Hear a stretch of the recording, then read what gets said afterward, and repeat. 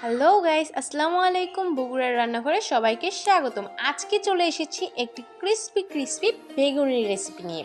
আর এই বেগুনি ছাড়া কিন্তু ইফতার একদমই ইনকমপ্লিট লাগে। তো প্রথমে একটি বড় সাইজের বেগুন নিয়ে স্লাইস করে কেটে নিলাম, তার মধ্যে আরও একটি স্লাইস দিয়ে দিলাম, দিয়ে একটু ছোটো সাইজের করে নিলাম। নিয়ে এগুলো ভালো করে ধোয়া হয়ে গেলে একটি বাটিতে পরিমাণ মতো পানি নিয়ে তার ভিতরে একটু লবণ দিয়ে সুন্দরভাবে রেখে দিব। তারপরে একটি বাটিতে 2 কাপ বেসন, 2 কাপ চালের গুঁড়ো নিয়ে ভালো করে চেলে নিব।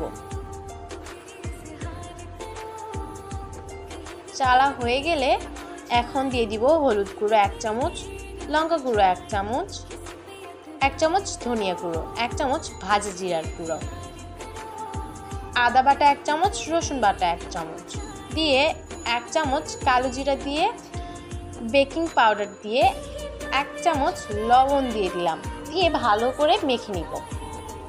তারপরে পরিমাণ মতো পানি নিব। আপনাদের যেমন করে সুবিধা হয় আপনারা তেমন করে পানি দিবেন, মানে যতটুকু লাগে।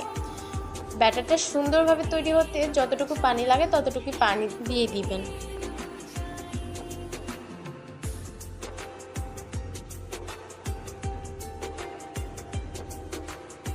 তারপরে বেগুনগুলো একটি টিস্যু পেপারের উপর সুন্দরভাবে রেখে দিব। রেখে আরও একটি টিস্যু দিয়ে ভালো করে উপর থেকে পানিগুলো তোলার জন্য সুন্দরভাবে মুছে নিব।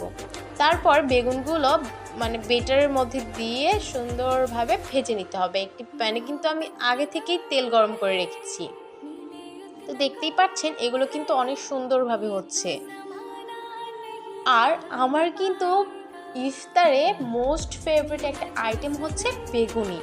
এই বেগুনি ছাড়া না বাঙালিদের হচ্ছে যে ইফতারটা একদম ইনকমপ্লিট লাগে। এই বেগুনি ছাড়া আমার ইফতারই চলে না। আমার প্রত্যেক দিন এই বেগুনিটা থাকতেই হবে, না হলে মনে হয় আমি কি যেন একটা মিস করে ফেলেছি। আর আমার হাতের বেগুনিটা কিন্তু অনেক টেস্টি হয়। দেখতেই পাচ্ছেন বেগুনিগুলো কিন্তু অনেক সুন্দরভাবে ফুলেছে, অনেক ক্রিস্পি হয়েছিল বেগুনিটা। আমি বলবো না, আপনারাই দেখে বলে দিন কেমন ক্রিস্পি দেখাচ্ছে অ্যান্ড কতটা সুন্দর হয়েছে। একদম পারফেক্ট একটা বেগুনি। দোকানের বেগুনি কিন্তু হেলদিও হয় না আর খুব একটা ভালো লাগে না। ওখানে আটা একটু বেশি ইউজ করে, বেগুন একটু কি আর বলবো, দোকানের বেগুনিগুলোর চাইতে বাড়িতে একটু বানিয়ে কষ্ট করে বানিয়ে নিলে একটু বেশি হেলদি হয় অ্যান্ড খেতেও বেশি টেস্টি হয়।